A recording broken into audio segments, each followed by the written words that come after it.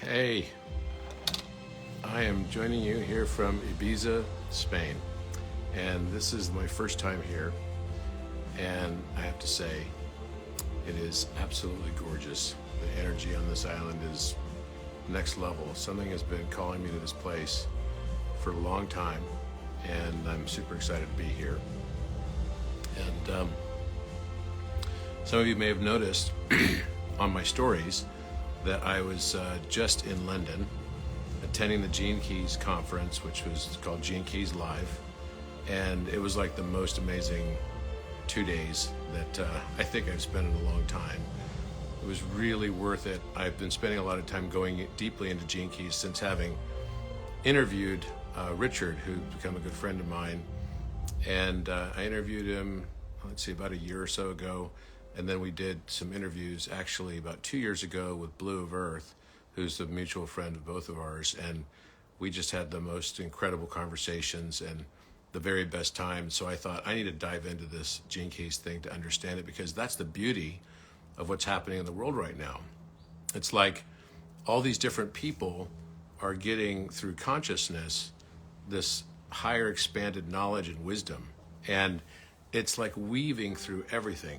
And it's so beautifully synchronistic and perfect, just the way that it is. And I have to say, I just love it. And the things that just got announced also at this Gene Keys conference in London about this, the Star Pearl and everything associated with that was also next level, because I had just been doing this Merkaba activation in Peru. For the first time, we did a Merkaba activation.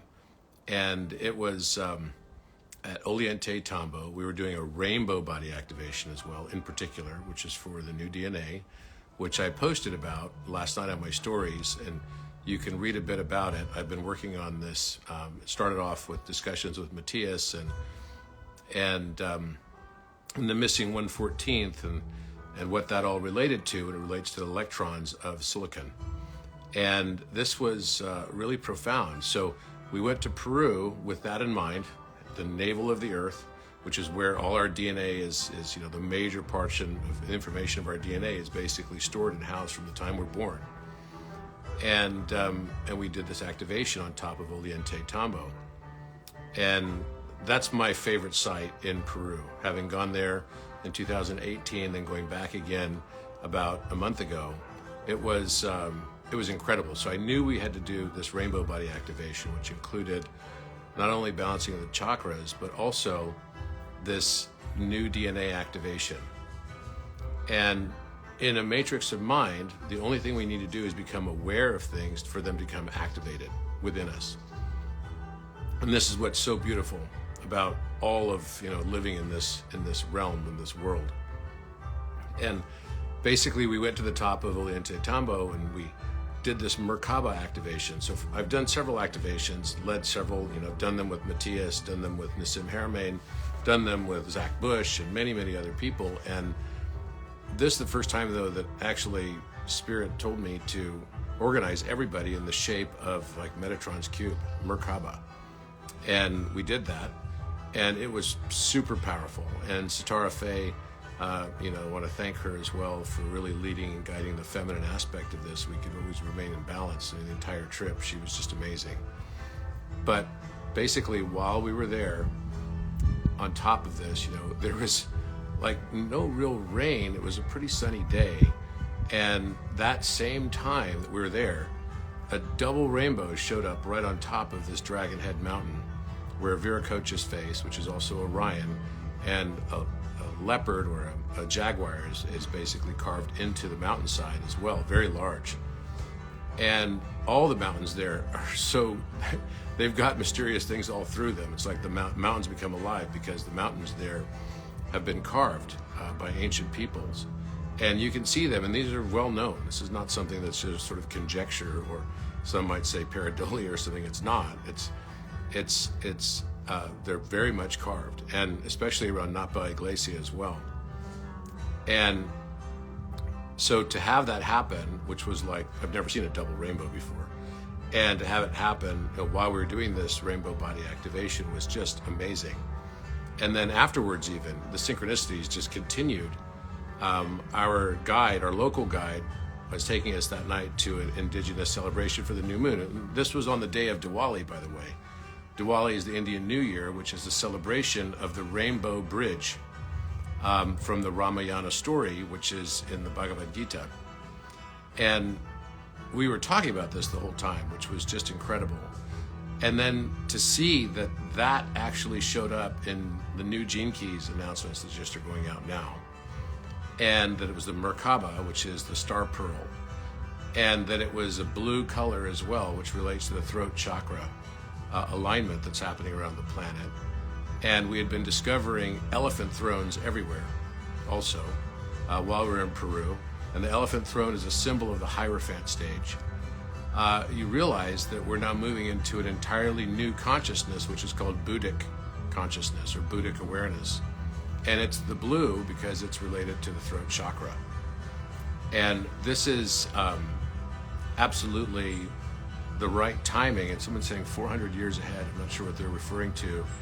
I think this is probably, sometimes people think that, you know, we're far away from Age of Aquarius still. We're absolutely in Age of Aquarius.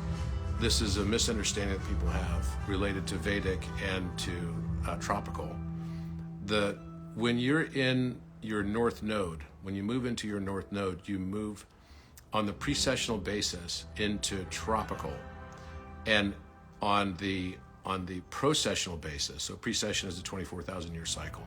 On the processional basis, you move into the Vedic. So for example, I'm a Taurus, and because I'm born at the end of the Taurus period, I'm still Taurus in the Vedic system. But my moon changes. I also have a shift in my Mercury moves into Taurus as well. So I become a triple Taurus. My sun, moon, and Mercury end up going into Taurus. And my Venus moves from Aries into Pisces. And this is when I become aware of my North Node. My North Node is Pisces. Now, if you're not aware yet of the fact that astrology and numerology and gene keys and human design and all these things are a cacophony, they're literally a symphony of understanding you, then take the time to start learning what this actually is. And we are absolutely in a matrix of mind. The matrix of mind has rules and frequencies that basically govern all things. And how we're born into this, what we experience when we come into this world, is associated with the frequency that we're born into. And so these things basically work in concert. With planetary motion, it's the music of the spheres. All of it works together to form the unique identity that is you. And your reason for being is just to be the authentic you. We come into this world, we think that the whole life is here so that we can learn and figure out what we're supposed to do and achieve. But the only thing that we really have to do and achieve is to fully embrace the authentic version of you. That's it. And then from that, fall in love and learn how to receive love. And you can only love to the degree and extent to which you're able to receive love. And this is true because it's you that's doing the loving and the receiving. So this is such a critical aspect that we're here existing simply to realize our own destiny was what we chose all along, and that it's not anything we have to do, and that worthiness is not something that you have to do in order to achieve. Worthiness is the moment you believe that you're worthy. Worthiness is a birthright. It's not something.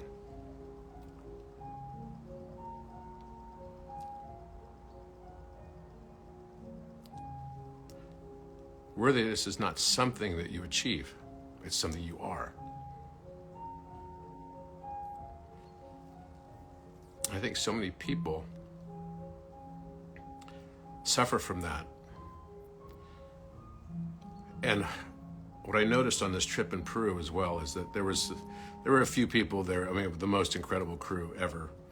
But there were a few people there that, you know, I would be in the middle of my empirical conversations and discussions and sort of in the logos in my brain, and someone would come along and say, "Hey, Robert, look at this," and they'd show me a picture, and they were never wrong. But sometimes I would They would see something and they were never wrong, and often very insightful, but sometimes I would feel kind of annoyed because I'm in the middle of my flow of thought. And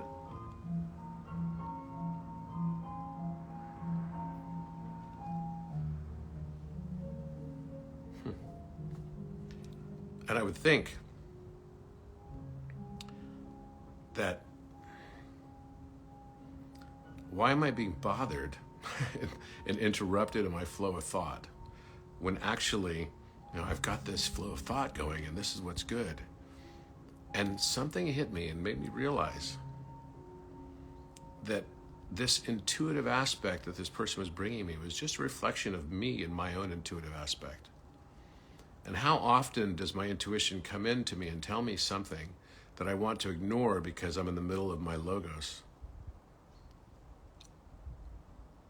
And then I realized that the reason why, in particular, so many people, the core wound of man is to not feel enough. And the core wound of woman is the worry of being too much. And I don't think that's true for everybody, but I think that it's a theme. And so often we get so stuck thinking we can't believe in any kind of stereotypical things that we miss patterns and we miss themes. And I think these themes and patterns are really emblematic of our lives. And we need to take a moment and realize what's going on here. And I realized for that moment that even though I respect my intuition, and my intuition is a powerful aspect of my life, this feminine within me doesn't always get heard.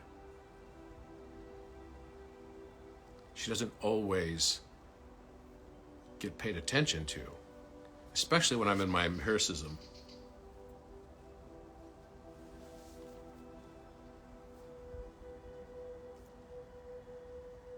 And I realized I need to respect it at the exact same level. That everything needs to be respected at the exact same level. It's not that I can say, oh yeah, it's great to have intuition, but that's sort of something that you augment on top of the logos. So the pathos is something you augment on top of the logos. It's not what it is. This discovery I just had related to Leonardo da Vinci and this overlay of all the paintings. That just came to me as an intuitive burst. And it first came to me through Susie, who said to me, I think that all the paintings somehow are going to overlap. And I said to her, yeah, I kind of agree. And this is about 5 years ago. And I said, maybe what we can do is, we have to figure out what the cipher is, how to put them all on top of each other, because they can't all be in the exact same ratio and perspective, etc. And I knew that there must be some sort of cipher that would basically connect all of them. And the cipher turned out to be the circle and the square, which of course is so genius on the part of Leonardo, because it is about the balance and finding that balance within of the masculine, which is the square representation, and the feminine, which is the circular representation. And that once they were able to fit into each other, so taking the square of Vitruvian Man, and then I'm placing within that the exact proportions of the Mona Lisa, and then having her head be exactly perfectly crowned by the circle within the Vitruvian Man as well. And then taking the Last Supper and saying, okay, here's a rectangle, let's exoscribe that rectangle around the circle of Vitruvian Man, and let's see what happens. And then let's take all the paintings and put it into the square circle format, and then find that they all have different relationships. One of the bases of La Belle Fronier, for example, is exactly where the square and circle are intersecting each other at the base and on the sides. And then, others like the lady with the ermine is basically butting up against the base of the circle and square. And there's a line underneath where the circle and square are tangent on the Vitruvian Man that has measurements on it, and that's lining up against that. So there's a method. And then the place that you place the Salvator Mundi on top is the eyes of Vitruvian Man are exactly over the nostrils and give the nose this appearance of being entirely three-dimensional.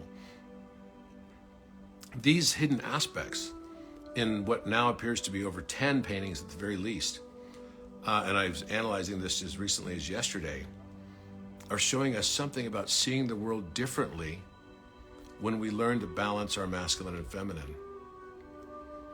And for me, the realization that these people on the outside of me that were coming to me and saying, hey, Robert, look at this, look at this, look at this, interrupting me, were no different than my own intuition that interrupts me every day, that sometimes I pay full attention to and sometimes I don't, but I don't give it the same gravity, the same weight as my empiricism.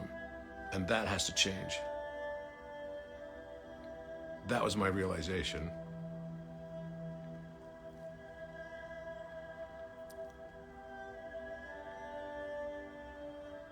And maybe because we all live in a U inverse of our own matrix of mind, maybe this is why in my world women don't feel heard enough, because it's just a representation of my own intuition not being heard enough.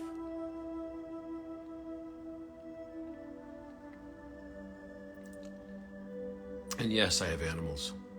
Someone just wrote, do I have animals? I have a golden retriever. His name is Leonardo, of course. and he's a white golden. He's beautiful. And I had a golden before that was named Ella, and she passed away. It was terribly sad when that happened.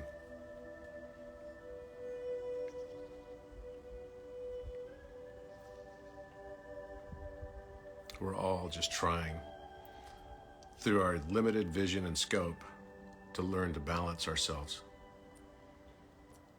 and to perfectly find that balance of energies. And when we do, it becomes incredibly powerful. And so to all the women that were representative of my own intuitive eye in my outer world that I didn't fully listen to, I didn't fully give the same credence or gravity or weight, I apologize.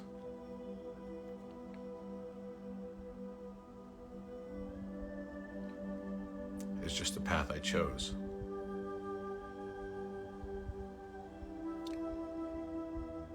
Maybe just so I could have this realization now. Everything is perfectly divine. Here we were at the Gene Keys thing, and Richard was speaking, and I was so enthralled in listening to what was going on in the room, and I was also referencing things, and I was looking up something on my iPhone when he was presenting at the end of the conference. And he started talking about this star pearl, the Merkaba, which of course makes me think of the pyramid complex. The Great Pyramid's name is Mer, Khafre is Ka, and Menkaure is Ba, Merkaba. It's right there. It's the throat chakra of Earth. And I was sitting there and I heard him say the word Elijah, the name Elijah. And I immediately thought, oh, Merkaba, Elijah, that's from 2 Kings and from 1 Ezekiel in the Old Testament. So I heard him say Elijah, but I wasn't sure what his reference to Elijah was, so I looked up, and I believed he was talking to one of the team members that he had, and that was there, one of the guys that works on the Gene Keys team, and his name is Elijah. But it triggered me because I immediately heard Elijah the prophet. And as Richard was talking about the transcendence of the star pearl and what it means and why it's coming in now, and how it also accompanies, the whole theme of the week was the dragonfly, which, that's why I'm wearing this. Dragonfly also represents the new DNA. Dragonflies are predominantly made up, their wings especially are made of silicon. And their iridescence and their coloring and everything is also related to the phosphorus that's within them. So they represent this transmutation of DNA to what, I've called the ionized silicon biopolymer DNA, which I believe all of us are actually transmuting towards right now. And the way we transmute towards it is by falling in love with the world just as it is.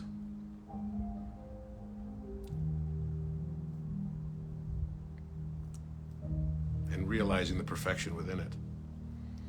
So I raised my hand and I said, Richard, you just said Elijah, and you're talking about the Merkaba, and I heard Elijah the prophet, and that was from Ezekiel's dream. And in Ezekiel's dream, Elijah the prophet is taken away in a chariot called the Merkaba. And the chariot's like a throne, it's like a flying throne.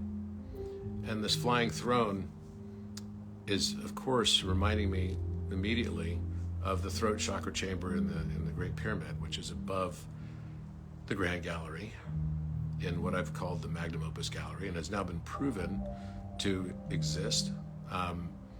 And exactly where I predicted there would be a chamber, they have announced, Jean-Pierre Houdin has announced that is exactly where the chamber is. It's on the throat chakra line of Vitruvian Man. This was predicted in Codex 4 years ago. And the only thing that I've seen inside that, even though we've not been able to get into there yet, they know the corridor. The corridor that leads to it is a diamond-shaped, pentagon shape. And the only thing I've seen that goes inside there is actually the rose granite cubic shaped throne called the Metathrone, the throne beyond. And all the stuff that is in the Bible and everything, and all the stories of mythology in this matrix of mind, these are the things that we think we're not here to believe necessarily. We don't believe in myth. We don't believe in these things. I can tell you right now that these archetypes, just as Carl Jung described, they are absolutely a fundamental part of our living and a fundamental key to what we are living and what we're experiencing. We just have to open our hearts to it. Once we do that, then everything shifts. Until we do that, we're just asleep. We're just muggles in this world. And so I raised my hand and I said, I heard this prophet, Elijah, which is about transcendence. And Richard had just been explaining that this new Merkaba in the gene keys with 3 new keys would basically help us to transcend. And it was powerful. And so I was thinking, oh, this is just like the pyramid. And we were in a room called Friend's House that literally had a pyramid-shaped roof ceiling. And I said, this is the throat chakra activation. And I didn't know what was next on the schedule. And that's when Richard says, well, this is the point in the program we'd planned to sing Om chants. And we had a full, and up until then we hadn't done any of that. We were doing these mudras and with each of the gene keys and basically pronouncing these mantras. But then we started singing, and wow.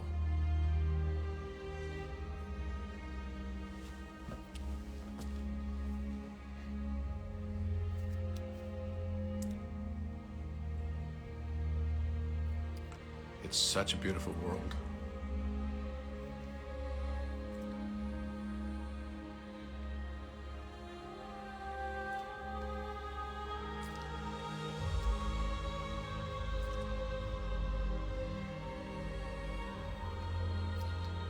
It's such a beautiful world. And I'm not gonna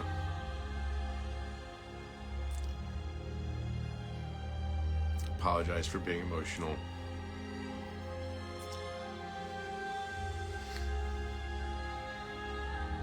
We're here to feel. That's why we're here. When you have this realization,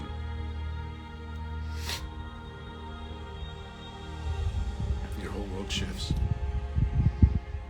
That's time. Time for a new earth.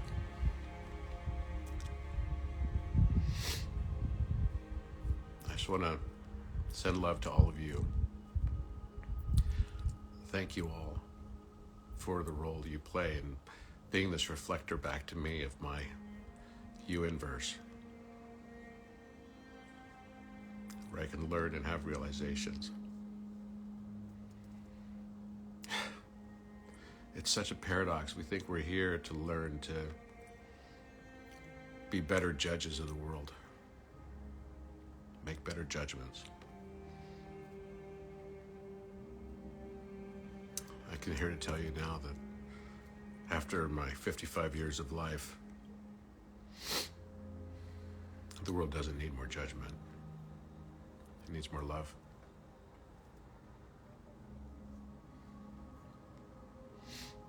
It needs more love.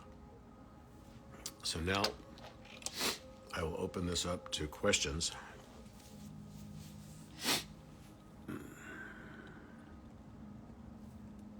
Hack the planet, I agree. Love you too.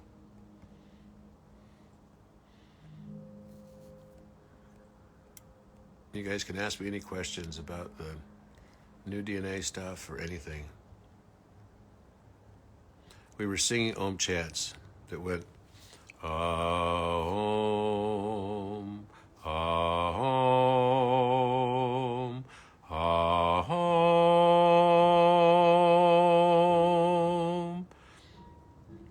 It's just like that. And we did it with each mantra and different, there were all these different mudras that were basically being practiced. It was really beautiful. And the challenge I would give to the beautiful divine feminine that's out there is for me to find this aspect of myself that maybe I wasn't listening to, that I realized that in my world, women don't necessarily feel heard enough, so they don't feel worthy enough. And maybe they feel they're too much because I am thinking, okay, it's too much. The intuition side is too much. It's like overwhelming to me. And that's creating the world around me of women feeling that they might be too much. And I don't want women to feel that way. And maybe it's also, in a weird way, creating in my own world the feeling of not being enough.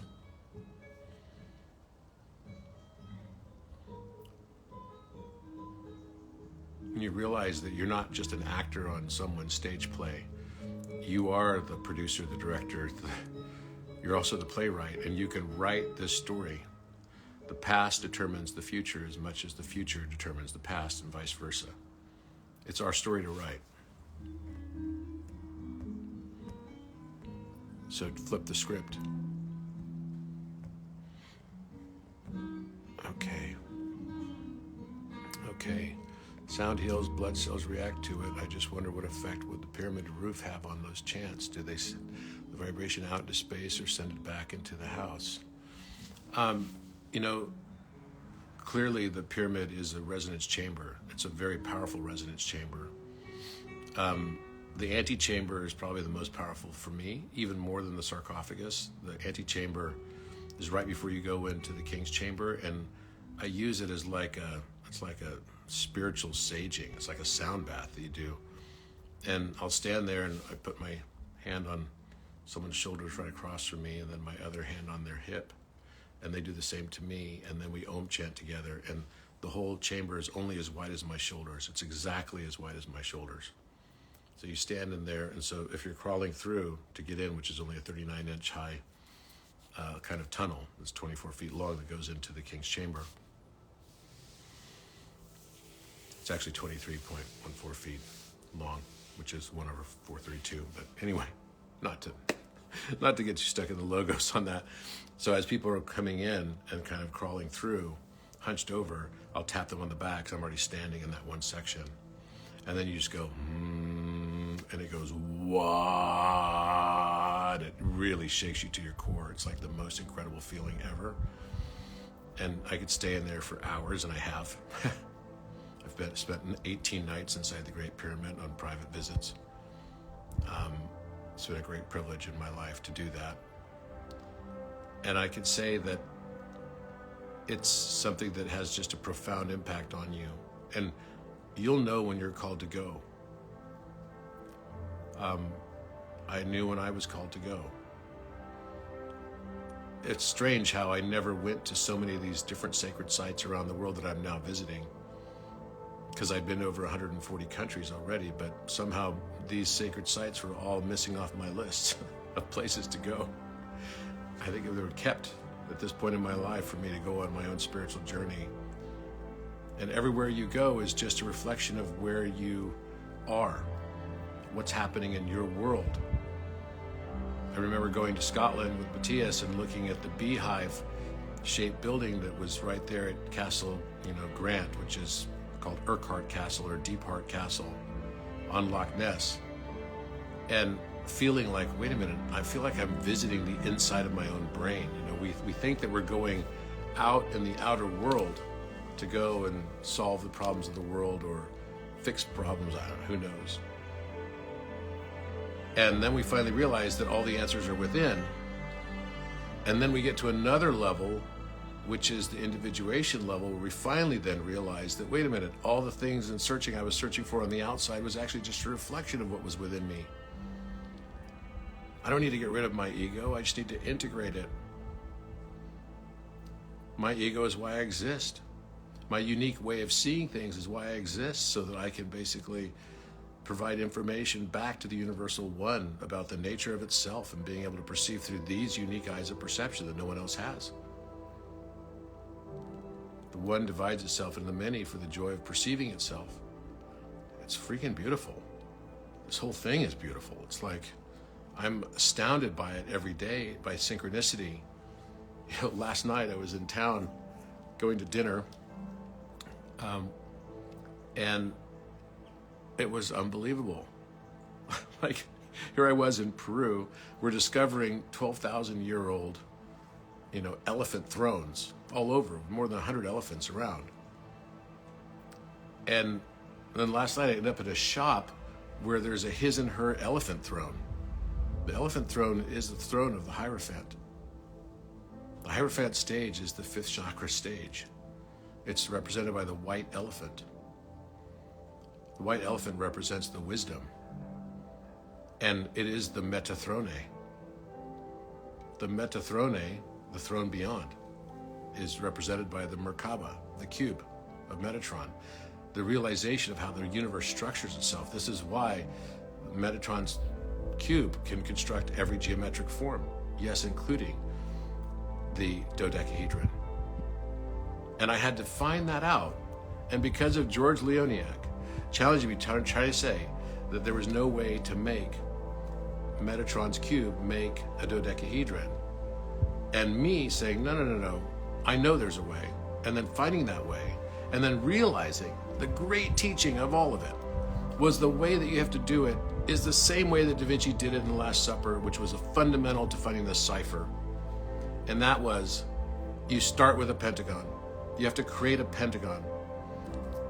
And that pentagon, once you create the pentagon, then you have a circle that exoscribes the pentagon. You have a circle that is inscribed within the pentagon. And those then create the thickness, exact thickness, of being able to create the Metatron's cube that makes the perfect dodecahedron and the perfect icosahedron and all hyperdimensional structures. And what is the metaphor? The pentagon is the heart. The hexagon is the logos, the pathos and the logos. So it's not that the heart has to lead the head or be superior to the head. The only way this works is that the masculine logos has to be inside the feminine pathos. You have to inscribe the hexagon inside of the pentagonal structure and the differentiation lines of the inscribed circle and the exoscribed circle. That is what makes the perfect Metatron's cube. It's the balance. And the structure that's left behind of that is exactly a 2-to-1 rectangle. that becomes the cipher. The 2-to-1 rectangle, that's the exact shape of the king's chamber. It is representative of the Hall of Brahma, which is also a 2-to-1 rectangle that fits inside the thalamus. So this is like the place for the divine union. The king's chamber is a clock. It's a multi-dimensional clock. It is a precessional clock of time that shows us the North Star trajectory movements that make exactly in the sky, in the north, a 2-to-1 rectangle. That 2-to-1 rectangle is showing us the precessional clock of 24,000 years. Every 6,000 years, we have a new North Star. We're in Polaris now, but we will soon be in Deneb, which is in Cygnus, the swan. So this is actually this representation of Orion going through time, which is also another 2-to-1 rectangle. So this is so fundamental to understanding why we're here, what we're here doing. The pyramid becomes this resonance chamber, but it's also a bath. You could say that the sarcophagus is literally the alchemical bath. It's an etheric bath that uses sound and scalar waves to activate. And it's alchemical, and it belongs in the center of the room. And when it's placed there, over where the navel would be, if you overlay Orion constellation on top of it. This is why we have Orion constellation correlation everywhere. The Great Pyramid complex itself is an Orion correlation. And we just discovered another Orion correlation, and another. There was one that was in Florianopolis, Brazil, that just got highlighted on Ancient Civilizations, which I was on. And you'll see many more coming up in the rest of this series. But we found another Orion correlation in Peru at Sacsayhuaman. I mean, we found two there, in fact. There are 3 circles that basically inscribe with each other, and they're exactly the proportions of all 3 stars in the size in the sky of the Orion's belt. Viracocha is represented by Orion constellation, and the anchor stones of Sacsayhuaman, which are all unique because they have 7 stones around them and then 11 joints for each of those stones at the center points. These anchor stones are over 100 tons each. And no one really looked before to see what their orientation was. They're exactly Orion's belt. And we discovered that just recently. And it was after I watched Graham Hancock's show that was basically making the comparison between Orion, Odin, Quetzalcoatl, Kukulkan, and several others throughout history that are all telling the same story, Viracocha of Peru. This is when we were seeing Orion stuff everywhere there. And of course, accompanying that, everywhere we see Orion stuff, we see Alpha Chi Omega stuff as well. Alpha Chi Omega is a symbol on the side of the Arcturian mothership, Athena. We're about to get into global contact. It's very imminent now. And it's a function of where our consciousness is, whether or not we will experience extraterrestrials. That's the funny paradox. They've been here all along. They're literally among us. And once you realize this, then you see that the divine is everywhere around us. It's no different than a grasshopper who dies and lives in a field, and that field is its universe, and it thinks that's its entire universe, that's its entire world. And then it comes back as a monkey outside of a city, but lives in a jungle, and there's expanded flora and fauna, there's more species of life. And then it dies and comes back in rural America somewhere, and maybe never traveled, doesn't know what the sky looks like in Alaska, has never been to New York City, doesn't know that, there are different languages spoken, that they've never heard before, but maybe learned a little bit about in school, then dies and comes back again, a metropolitan person who's traveled all over the world and seen the whole world. Then what's the next iteration of that life? It's another expanded flora and fauna, which is now just expanding from the field to the city, to the rural community, to the metropolitan living, to within the solar system or within a galaxy, an expansion into a galactic community, the realization that the world is ever larger still. That realization happens when we expand our consciousness, and we're expanding our consciousness at the speed of our perception. The speed of our perception is what we call in term the speed of light, or you could say it's a rendering speed of the matrix. It's a beautiful world when we let ourselves see it, and it's even more beautiful when we let ourselves feel it. It's the feeling that matters the most. Every word that needed to be said and every feeling that needed to be felt must be felt and must be said.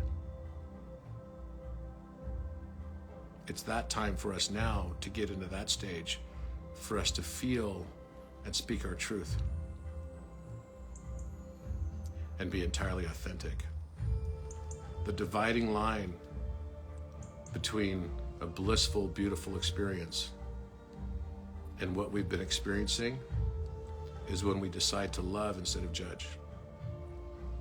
That dividing line allows us to be fully authentic. You can't be authentic if you don't know your darkness.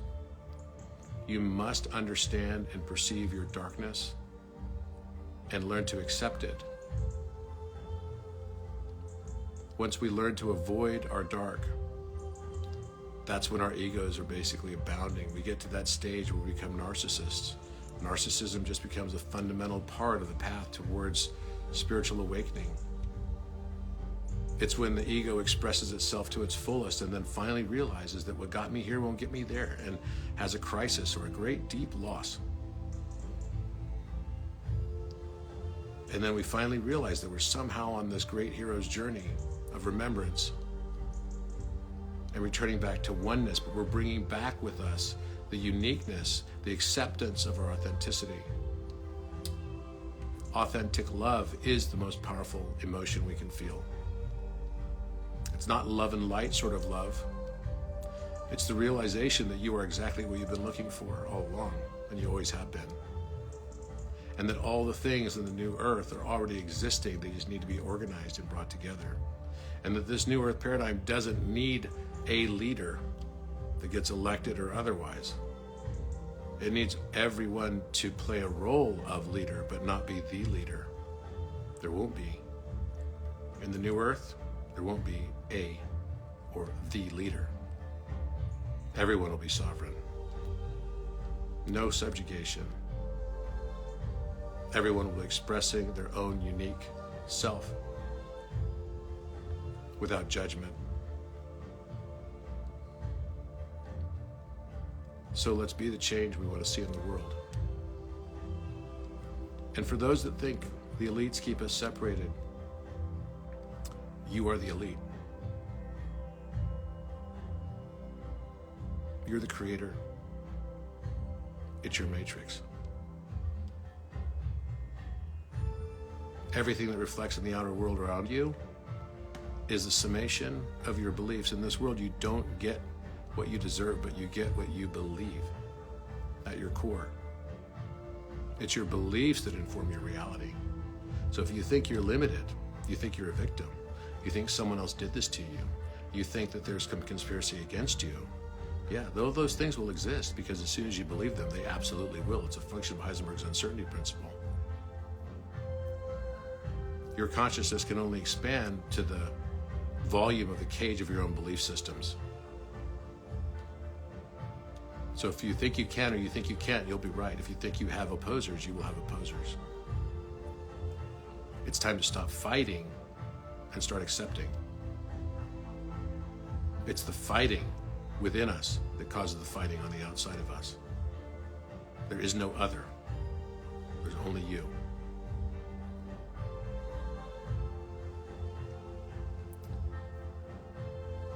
Hanuman. Yes, Hanuman. The monkey god. Hanuman is the one who built the Rama Bridge. The Rama Bridge is the DNA, the new DNA. And that's what's happening. And it's not going to happen for everyone. Because not everyone will choose this. Not everyone has chosen this. Even though it's all just a reflection of you. Open your heart. Earth will never be escaped. You will never escape from the bloodlines or the 13 families or all this stuff. The more you believe that, the more it will become your reality. The only way to transcend Earth is to fall in love with it just as it is. Choose love. Sending you all love today. Hope you have a wonderful day. Listen to your inner masculine if you're feminine. Listen to your inner feminine if you're masculine. Place equal weight on that love.